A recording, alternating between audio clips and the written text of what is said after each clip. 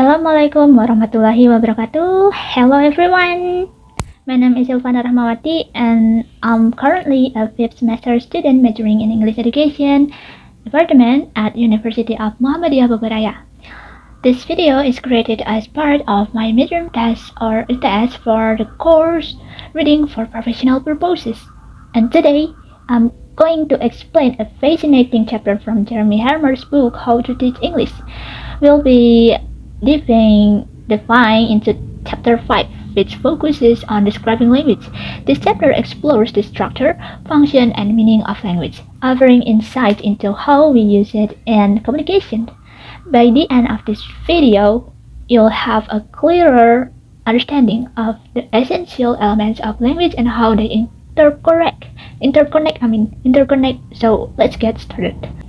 This chapter is talking about meaning and context, the elements of language, form and meaning, part of speech, hypothetical meaning, word together, language function, text and discourse, and the last is language variable.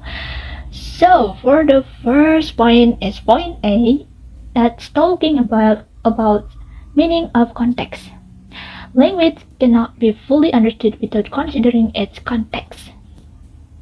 Context refers to the situation or discourse where the language appears and how it relates to surrounding words and ideas.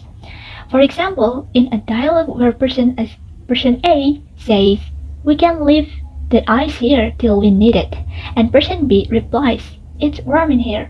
The context suggests that person A might decide to move the ice. This shows that language meaning comes from the relationship between words, ideas, and the situational backdrop.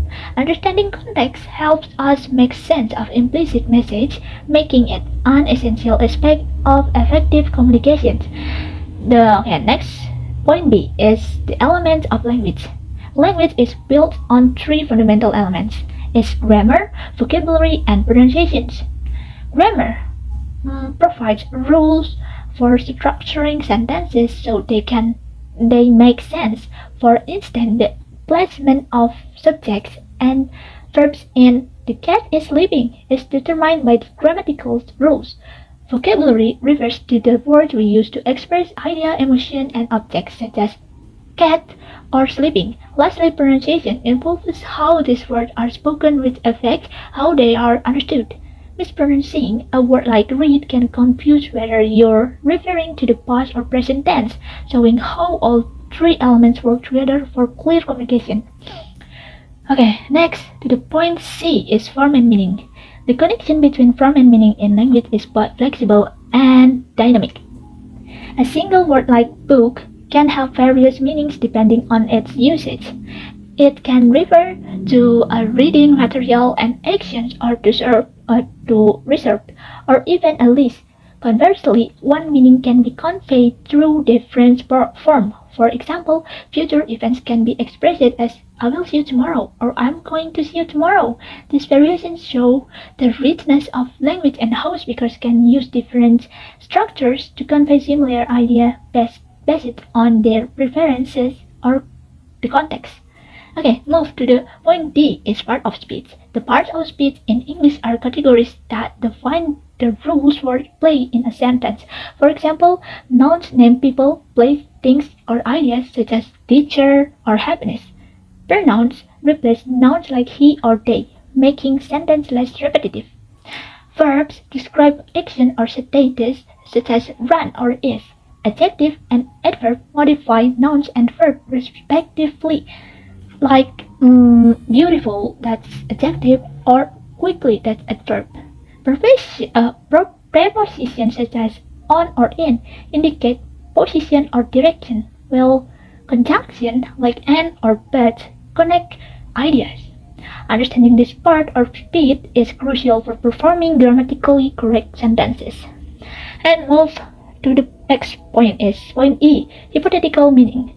When we talk about possibilities, imaginary situation, or things that didn't happen, we are using hypothetical meaning. This can be expressed using modal verb like might or could. For instance, it might rain, such as a possibility. Well, I could have helped you, reflected a missed opportunity. Conditional sentences are another way to express hypothetical ideas, using if to introduce conditions. These are categorized as likely: if it rains, you get wet; unlikely, if it rained, you would get wet; or impossible in the past, if it had rained, you would have got wet. These structures help us navigate possibilities and imagine outcomes.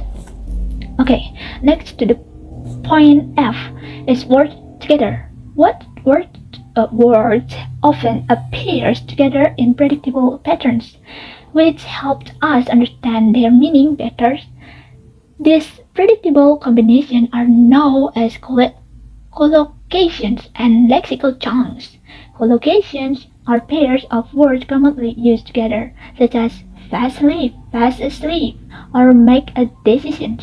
Lexical chunks, on the other hand, are longer expressions or phrases that act as a single unit, like out of the blue or nice to meet you. These groupings make communication smoother and more natural, as speakers don't need to construct every sentence from scratch.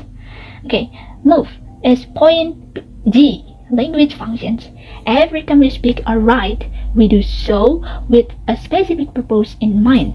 This is what we call a language function. For instance, we apologize by saying sorry, make promises with I will do it, or extended invitations like would you like to join us? These functions guide our communication and ensure that our language serves its intended purpose effectively. Yeah, understanding language function helps us use appropriate expression in different situations, improving both clarity and politeness. And we move to the next point. Is point H. Point H is text and discourse. Effective communication depends on two key features: is cohesion and coherence. Cohesion refers to how ideas are connected within a text or conversation, often using pronouns, article, or related vocabulary. For instance, the dog ran, it was fast, uses it to link back to the dog. And coherence, on the other hand, is about logical flow. Answering ideas are presented in a way that makes sense. Features like proper sequencing of events and turn-taking in conversation are essential for keeping communication smooth and engaging. Okay, we move to the last point. Is point E, as language variables. Language use varies depending on the situation, whether in spoken or written form. Speech often uses contraction and informal expressions like can't or gonna, while writing tends to be more formal with phrases like cannot or going to. Additionally, different varieties of English, such as British or American English, might have unique vocabulary or spelling differences. These variations reflect the adaptability of language to different contexts and audience, showcasing its dynamic nature. Okay, that's all for explanations of Chapter 5 from Jeremy Harmer's How to Teach English.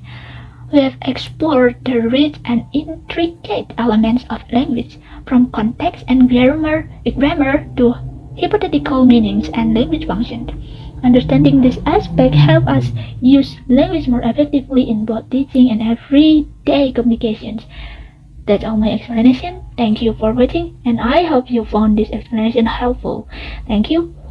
Wassalamualaikum warahmatullahi wabarakatuh.